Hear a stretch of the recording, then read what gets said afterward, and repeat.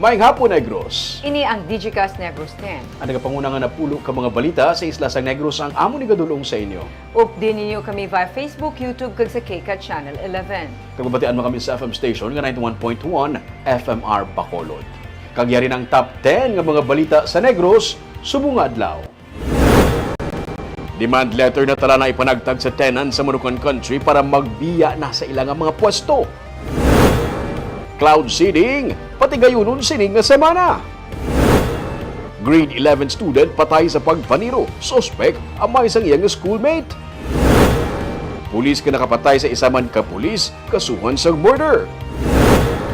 Kag sa Good Vibes, class valedictorian sa Riverside College, ginhimo ang iyang medalya nga birthday gift sa iyan napatay nga amay.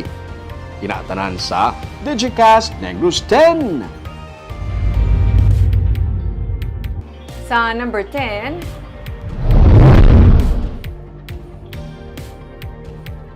isa ka abandonado nga balay nga ginhimo rumbuhan sa mga istambay ang nasunog.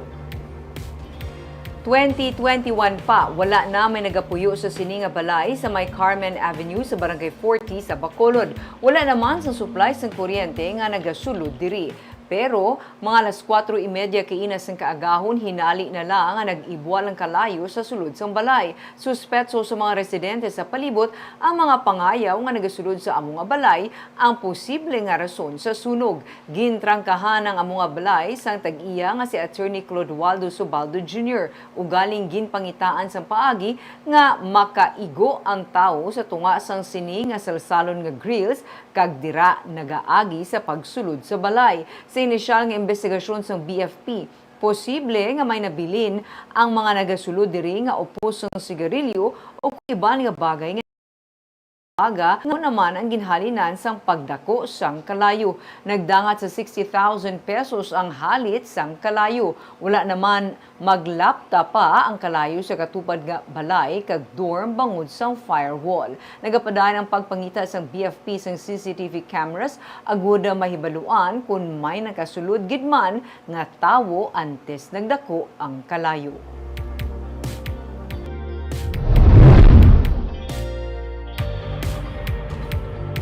Sa number 9, gatuslaw kag Aguinaldo Street himuon nga one-way para sa car-free Sunday sa Bacolod City. Kasubong sang ginpatuman nga traffic rerouting kada Mascara Festival, bangin one-way para sa mga nagabiyahe nga salakyan padulong sa norte nga bahin sa syudad ang Aguinaldo Street. Para naman sa nagapadulong sa sur, ang dalan katuslaw sa tion nga ipatuman ang temporary road closure sa dalan Lacson halin sa Baga Ramos hasta sa North Capitol Road sumugod sa Hunyo 9 sa Domingo. Sa gin-issue nga executive order ni Mayor Abdi Benitez, siradaan ang porsyon sang dalan Lacson humanila 5 sang kaagahon hasta las 9 sang aga agud batagaan kahigayunan ang mga pedestrian kag mga joggers. Kabahin ini sa mga programa sa syudad para sa mabaskog nga kampanya para sa ikayong lawas kag mapangapinan ang palibot. Ginalauman sang alkalde kag pamunuan sa Bacolod Traffic Authority Office nga maaprubahan sa konseho ang hingyo para sa natalan ang road closure kag rerouting para sa car-free Sunday sa bulan sang Hunyo. I know that ang public so far in the social media ang reaction nila do positive. Ang excited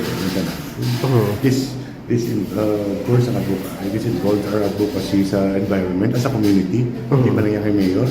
Ang atong advocacy sa efficiency of traveling without cars. So, bisikleta. It's about time na ini ka na tama man reflect sa community. No? And of course, the environment.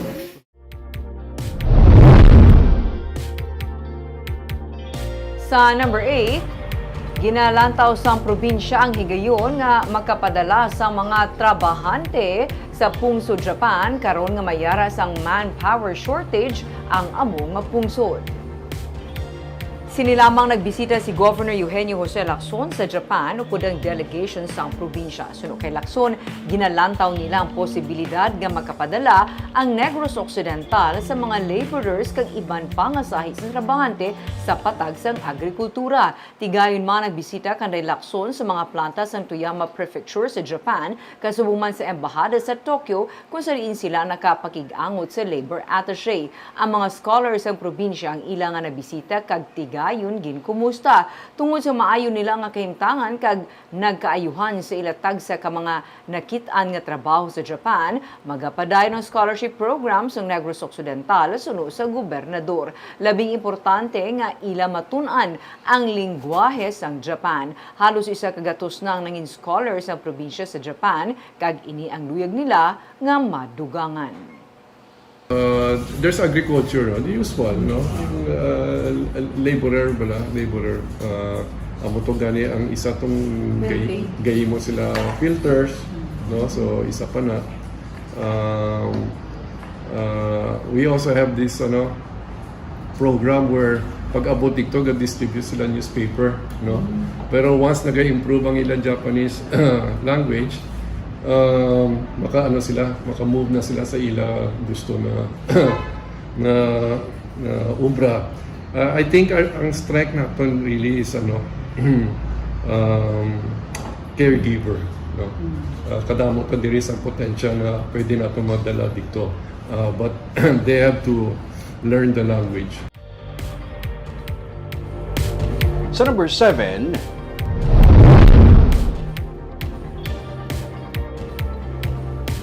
innovation sa patag sa sustainable agriculture ang luyad ipalambot sa pungsod Israel sa mga taga-negros. Ang pungsod Israel sa Pilipinas nga si Ilan Floss. Isa sa mga simposyum ang ilang ginsakdag para sa sustainable agriculture labi na sa mga tubo. Si Floss ang personal nga nagbisita kay Negros Occidental Governor Eugenio C. Lacson kag Mayor Abdi Benitez kaina. Suno kay Lacson, maiban pagid nga mga industriya nga luyag man mahatagan sang bulig sang Israel para sa Negros kag ini ang nagalakip sang pananom sang vegetable kag ini ang greenhouse type. Ginalantaw sang probinsya ang posibilidad man sa pagdala sa mga rice farmers labi na gikan sa mga organized group kag gikan naman sa bago nga mga henerasyon para sa 11 kabulan nga on-the-job training sa pungsod Israel. Dako nga bentaha sa gobernador ang ginapaabot nga matun-an gikan sa ilang sa patag sang panibago nga teknolohiya sa pagpanguma. The good ambassador suggested if we can send trainees there for 11 months, especially sa greenhouse technology. And para pagbalik dire, ma-introduce Manila na. So we'll see, no? We'll find out kung feasible, no, na makapadala ta sa tawag nila OJT actually for 11 months. Because I also feel that if we can do that, grabing technology transfer na mahatag sa aton.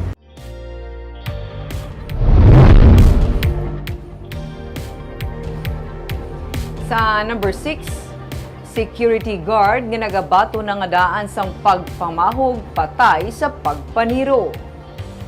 Patayng security guard nga si Benji Fajardo matapos nga gintiro sa Locsin Street sa downtown area sa siyudad sa Bacolod Sabado sang gabi. Suno kay Major Elmer Bonilla, ang hepe sa Police Station 1, ginaalegar nga sakay ang suspect sa motorsiklo kag ginausisa pa kung may upod ini. May pila ka igo sang bala sa lawas ang biktima pati na sa ulo. Ginhingagaw pa siya dala sa ospital apang gindeklarar nga dead on arrival. Dugang pa ni Bonilla sa pagpangusisa, mayara na nga daan sang pagpamahog sa kabuhi nga nabaton ang biktima. Wala anay gindetalye sang PNP ang ini nga impormasyon samtang nagapadayon pa ang ilang nga investigasyon. Na-recover sa crime scene ang pila ka empty shells kag deformed slugs ang 9mm pistol. Ginapang isa-isa na sa Police Station 1 ang mga CCTV cameras malapit sa lugar para matumod ang suspect.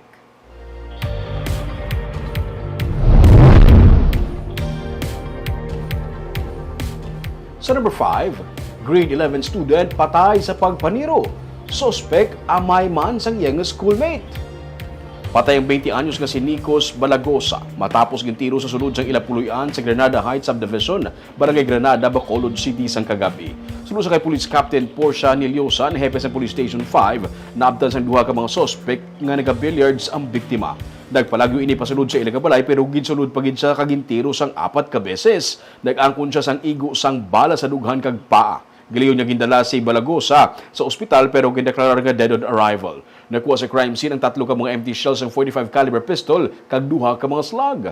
Natala na siya kung tani nga magsaulog sang iyang birthday sa June 25 sa shelter para sa mga gin-rescue nga mga ido sang back project pero hindi na ini matigayon. Sulod sa PNP, tigayon na kilala ang suspect pinagi sa CCTV camera. Amay sang iyang schoolmate nga babae ang nagtiro sa iya.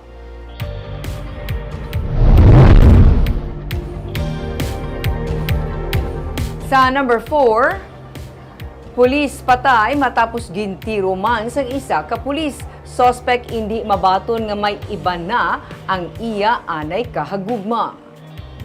Gindetain sa Police Station 8 sa Bacolod si Patrolman Alvina Rios matapos nga iya matiruhan kag mapatay si Police Staff Sergeant Jotham Arem Tuto sa Camellia Subdivision sa Barangay Tangub Biyernes ang hapon.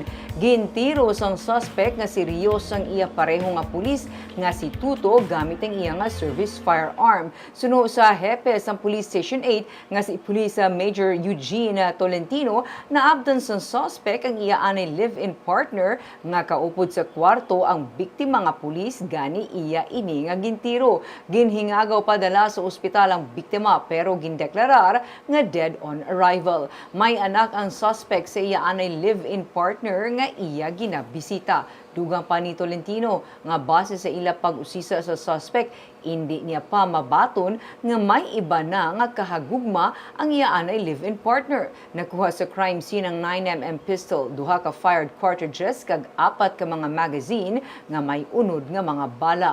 Gilayon nga naaresto si Rios matapos ang krimen, pasakaan siya sang kaso nga murder.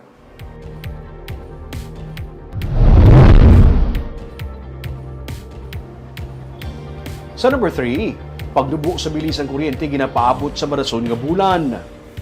Kapin sa piso kag 80 centimos per kilowatt hour ang ginapaabot kay gadubo sa presyo sa bilis ang kuryente sining nga Hunyo matapos ginaprubahan sa Energy Regulatory Commission ang kontrata sang Sineco kag EDC bahin sa power supply agreement para sa dugang 20 megawatts nga power supply.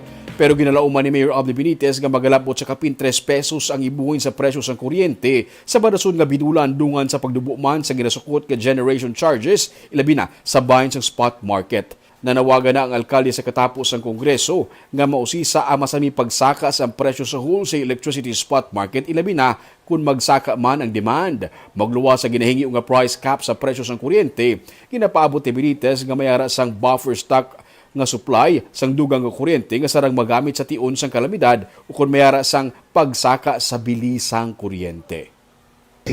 So I asked also some of our legislators to take a look at who monitors and who audits ang presyo sa spot market. Sling nila that is built through IMAP.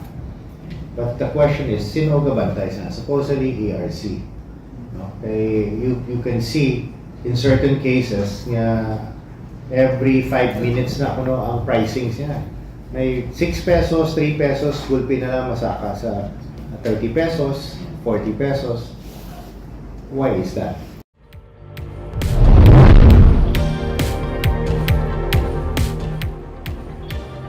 Sa number 2, ginalauman nga sa sini nga semana matigayon na ang cloud seeding operation. Nagkuha man sang pila ka mga negatibo nga reaksyon ang abong atikang pero labing ginaabi-abi ini sa mga planters. Suno kay Negros Occidental Governor Eugenio Jose Lacson, nahumana ang procurement sa Bureau of Soils and Water Management kag naga-coordinate na sa karon sa CAAP. Suno kay Lacson, madamo sa mga planters ang luyag nga magpatuman sang cloud seeding bangod kun ang natural rains ang hulaton hindi patuman ang pagtupa sini. Ginaabi-abi ang ulan labi na sa mga rain-fed areas o kun ang yadtong wala sang irigasyon. Gani paagi sa cloud seeding operation, maka-induce o kun sara nga makapatupa ang dugang pagid nga ulan. Ginsiling man sa Office of the Provincial Agriculturist nga ang ulan ang makabulig kag kinahanglan karon nga magasugod na ang planting season. As of May 24, 340.7 million pesos ang balor sang kahalitan sa palay, mais kag high-value crops sa probinsya. But again, no, we're doing this to induce more rain, which many of our farmers still welcome. No? So I just want to, inform the public why we are still considering cloud seeding. Kaag sa numero 1 sa mga balita, subong nga adlaw.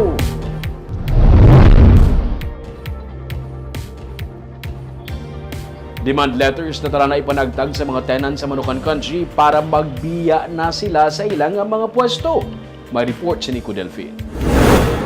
27 ka mga tenant sa Manukan Country isyuhan sa notice to vacate kag notice to pay sang City Legal Office ang Bacolod sumugod sa buwas. Ginsiling ni City Legal Officer Attorney Romeo Carlos Ting Jr.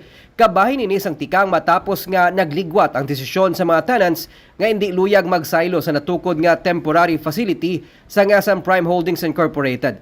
Sa parking area sang mall nga lang sa atubang sang Manukan ang pasilidad nga libre nga ipagamit sa mga tenants sa tion nga sugura na sa Ngasam PHI ang pag-demolish ang daan nga Manukan para sa development project sini sa reclamation area. Promise sana na hindi yan magsaylo temporary, but is willing mayor na masaylo yakon permanent na ganyang structure. May iban man na, amang ganit na gano'n ko kay Councilor Flor na ma-meeting kumitanan sa Manukan na mga stone owners kung sino kidya ang sigurado na magsaylo. Kaya may mga permits pa sila na igawa ron. Hindi bahang pa ni Mayor Albi Benitez nga dungan sa pagkambyo sang desisyon sa mga tenants ang ginpadalaman sini nga demand antes pa man sila magbiya sa ginaarkilahan nga baligyaan. Sila pakitaan mo na sila sa lugar na pakayong nilang mga stones, pakayong nilang and other things. So, it's dami-tani kung we were discussing it early on. Kasi kung nagkayo ng SM, impakayo na on the premise na okay na to sila. Suddenly, mapa sila gamay. Hindi sila. Discussing ko, kung gamay nga ni, I will find a space to expand it. Pero niya, sobra na. This is enough. Sa 27 ka mga tenants, 15 lang ang sarang tugutan nga magsaylo sa temporaryo nga Manukan. Ang 12 ang nagapabilin nga wala pa nakabayad sang utang sa syudad. Nico Delfin para sa DGCast Negros.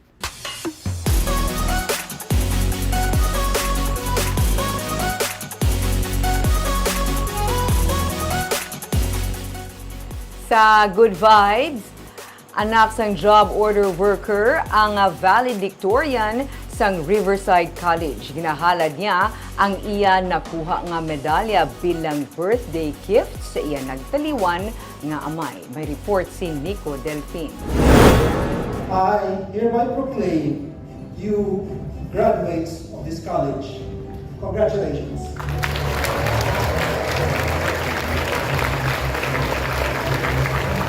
Ang maging class valedictorian ang naging promisa na sadto ni Kyle Jules Leonardo sa iya amay nga anay OFW. Gani siya nga valedictory speech sa ginpatigan nga 64th graduation rites sang Riverside College, labi niya ginpasalamatan ang pagsakripisyo sa iya amay nga nagtaliwan sa nagligad lang nga Marso. Ang medalya nga iya nakuha, amo man ang iya naging birthday gift sa kadlawan sa iya amay dungan sa graduation ceremony. Para kay Papa, bawi ko ni sa iya, wala mga sacrifices because he was an OFW for 7 years. And sadly, wala siya nakapod sa kanisa stage kay na siya sa better place. I hope happy birthday siya, kay birthday yun. Ang iloy ni Leonardo nagatrabaho bilang isa ka job order employee sa Bacolod City College. Labi nga nalipay siya nga natuman sa iya anak ang promisa para sa iya amay. Happy dito ay ang promise niya kay Papa niya nga pasakaon niya rin sa stage. Galing may wala na si Papa yan nakahapon. Pero I know na proud si Papa niya sa buong sa achievement. Si Leonardo nag-graduate bilang magna cum laude sa kurso nga BA Psychology. Kabahin siya sa 481 ka mga estudyante nga nag-graduate sa Riverside College. Nico Delfin para sa DJ Cast Negros.